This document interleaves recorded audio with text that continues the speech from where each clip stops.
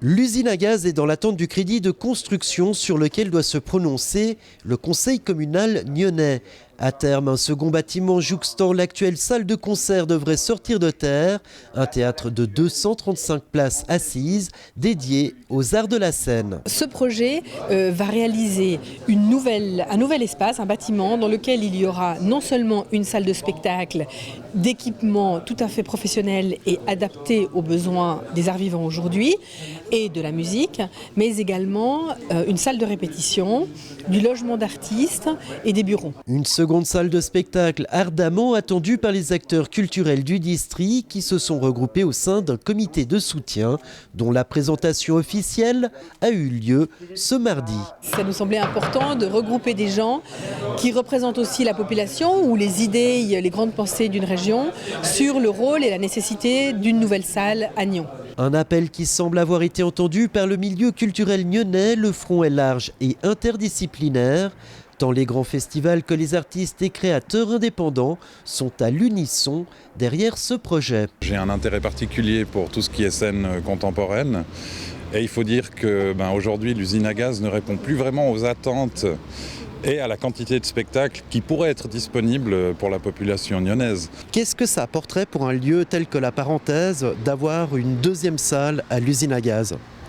Moi, je pense plus de gens qui restent à Nyon, qui partent à Genève, à Lausanne. Donc c'est un certain dynamisme au niveau de la région et de la ville de Nyon en particulier. Avant de passer dans un festival, les groupes, il faut qu'ils jouent en club, Il faut qu'ils progressent.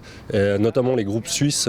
Et pour nous, c'est extrêmement important que les groupes puissent jouer, notamment à l'usine à gaz. Il y a déjà la Parenthèse, mais aussi à l'usine à gaz, pour qu'on puisse les suivre et éventuellement les programmer au festival. Il y a beaucoup de festivals, effectivement, des festivals qui ont déjà un certain nombre d'années d'existence.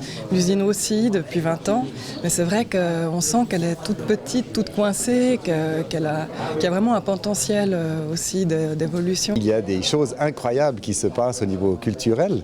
Et moi, je serais friand que ces choses puissent venir à Nyon et qu'on puisse montrer ça à la population. Les milieux culturels demandent donc la réalisation de cet espace de création et leur vœu semble aussi être passé au sein de la population puisque la récolte de signatures lancée cet été en appui du projet a déjà réuni plus de 2000 paraphes. L'idée, c'était d'aller à la rencontre des gens, que ce soit les habitants, que ce soit les utilisateurs, le public de ces saisons et de ces offres culturelles, d'avoir leur avis, de savoir ce qu'ils en pensaient et s'ils estimaient nécessaire l'équipement d'un nouveau lieu.